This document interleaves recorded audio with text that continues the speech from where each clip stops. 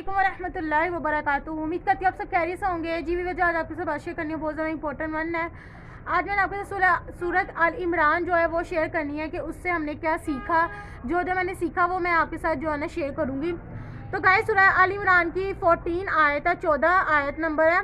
दुनियावी ज़ेबो ज़ीनत और मालो असबाब आर्जी और फ़ानी है, आखिरत की ज़िंदगी दायमी है। इसी तरह से सूरह अल इमरान की 17 आयत है। सब्र करना, सच्चाई की राह इख्तियार करना,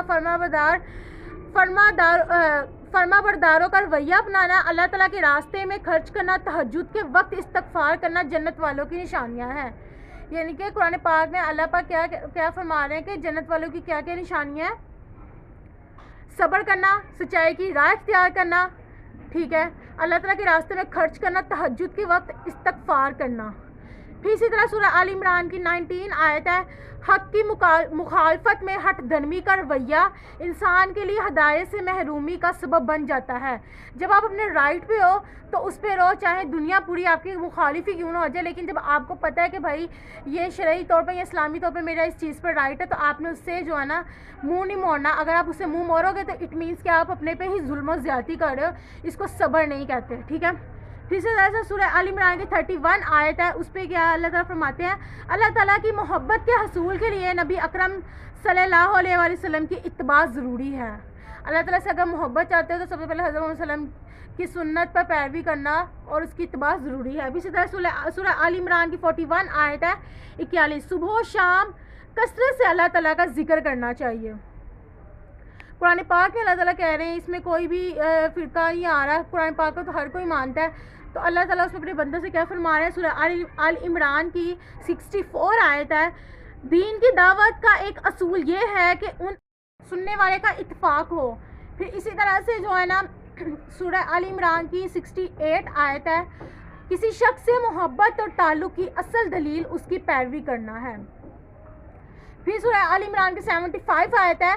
किसी बुरे शख्स में भी कोई अच्छी बात और किसी बुरे ग्रोह में भी कोई शख्स अच्छा हो सकता है। अदल का तकाजा ये है कि अगर किसी शख्स में कोई अच्छी बात नज़र आए तो उसका एतराफ़ किया जाए। यानी कि इंसाफ का तकाजा ये है कि राइट हो या रॉन्ग पर्सन हो, अगर उसमें कोई अच्छी बात है तो उसको लाजमी नॉमिनेट किया जाए। फिर सूरह अल इमरान की 84 आयत से 85 में क्या अल्लाह ताला फरमा रहे हैं, तमाम अंबिया कराम अलैहिस्सलाम दीन इस्लाम ही की तालीम लेकर आएँ।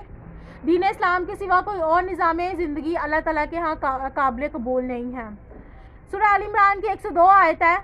गाइस उसमें क्या अल्लाह ताला फरमा रहे हैं, अहले ईमान को चाहिए कि हर वक्त अल्लाह ताला को याद रखें, गुनाहों से बचते रहें और ऐसी ज़िंदगी गुजारें कि जब भी मौत आए तो इस्लाम की हालत में आए। सूरह अल इमरान की 133 से 135 आयत है। खुशहाली और तंगी की हालत में खर्च करना, गुस्सा पी जाना, लोगों के कसूर माफ़ कर देना, दूसरों के साथ आसान का मामला करना, गुनाहों पर तौबा कर लेना और हट धर्मी इख्तियार ना करना ईमान वालों का शेवा है। ईमान वालों के ये जो है ना अलामतें अल्लाह ताला ने सूरह अल इमरान में बताई हैं वाज़िह तौर पर। इसी तरह से सूरह अल इमरान की 153 आयत है। गमों और मुसाइब की एक अहम हिकमत यह है कि ईमान वालों की तरबियत हो और वो किसी नुकसान पर मुस्तकिल परेशानी का शिकार ना हो। सूरह अल इमरान की 155 आयत में एक गलती से दूसरी गलती जन्म लेती है, गुनाह का इर्तिकाब होने पर तौबा कर लेनी चाहिए। यानी कि अगर हम एक गलती करते फिर उसके बाद दोबारा दूसरी गलती दोहराते तो 100% गलतियों पे गलतियां करेंगे। तो हमें क्या करना चाहिए कि अल्लाह ताला से उसी वक्त तौबा कर लेनी चाहिए। सूरह अल इमरान की 185 आयत है 185। हर जिंदा शय को एक दिन मौत आनी है। दुनिया की ज़िंदगी आर्जी और धोखे का समान है। कामयाब वो है जो जहन्नुम की आग से बचाया गया और जन्नत में दाखिल किया गया। कामयाबी बेसिकली वो है जो जहन्नुम की आग से बचाया गया और जन्नत में दाखिल किया गया। और वो ये समझे कामयाब आदमी कि भाई कुरान पाक से रिलेटेड, भाई कुरान पाक के बकौल वो इंसान कामयाब है जो ये कहे कि दुनिया की ज़िंदगी तो आर्जी और धोखे का समान है, हर शय को एक ना एक दिन मौत का मज़ा चखना है।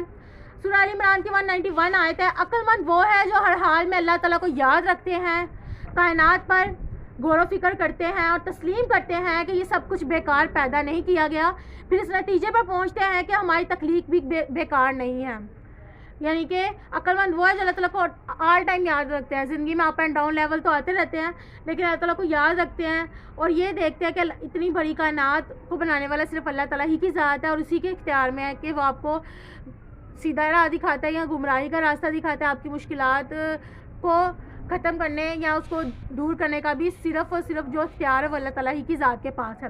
پھر سورہ ال عمران کی آیت 200 ہے, اہل ایمان کو صبر اور ثابت قدمی کا مظاہرہ کرتے ہوئے سرحدوں کی حفاظت کے لیے کمر بستہ رہنا چاہیے اور اللہ تعالیٰ کے عذاب سے ڈرتے رہنا چاہیے. ان باتوں کا اختیار کریں گے تو دنیا اور آخرت میں کامیاب ہوں گے.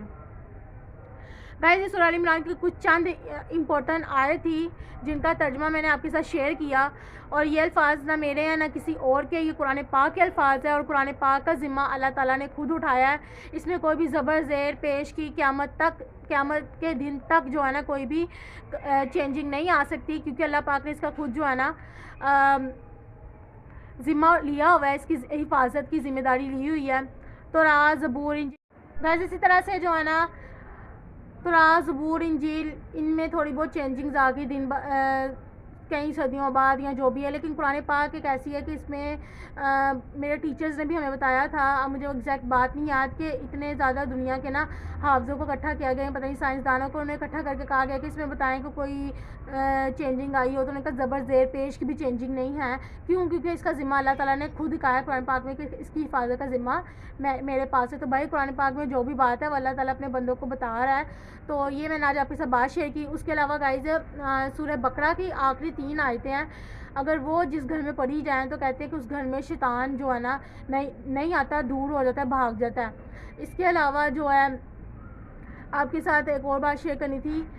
کل میں نے آپ کے ساتھ سورہ حشر کی بتایا کہ سورہ حشر کی جو آخری 3 آیتیں ہیں وہ بھی جو ہے نا صبح کے ٹائم پڑھیں گے تو اللہ تعالیٰ 70,000 فرشتہ مقرر کر دیتے ہیں, صبح سے لے کے شام تک مغفرت کی دعا کرتے ہیں. اور اس کے ساتھ ساتھ جو ہے نا جو ہے اگر اس کو موت آئے تو شہید کہلائے گا. اسی طرح سے جو ہے نا یہی فضیلت رات کی بھی, اگر رات کو بھی اگر انسان سورہ حشر کی آخری 3 آیتیں پڑھ کر سوتا ہے اور پھر جو ہے نا اگر اس کو موت آئی تو وہ شہید کہلائے گا. اس کے علاوہ سورہ ملک کی فضیلت آپ سب کو پتہ ہے, لیکن دوبارہ یاد کر لیتے ہیں. کیونکہ رمضان المبارک اس میں زیادہ سے زیادہ میں ہم نے کیا کرنا ہے, نالج گین کرنا ہے اور لوگوں تک شیئر کرنا ہے. تو سورہ ملک آپ سب کو پتہ ہی ہوگا, لیکن دوبارہ یاد کر لیتے کہ سورہ ملک جو انسان عشاء کی نماز کے بعد سو جاتا ہے پڑھ کے, تو یہ قرآن پاک کی وہ صورت ہے جو قبر میں جو ہے نا کیڑے مکوڑوں کو کہے گی یہ ہمارا جو ہے نا قاری ہے جو اس کی تلاوت کرتا تھا, تو کیڑے مکوڑے خود بخود دور ہو جائیں گے اور وہ آپ کی ایٹماسفیئر کی طرح جو ہے نا آپ کے باڈی پہ ایک لیئر بن جائے گی.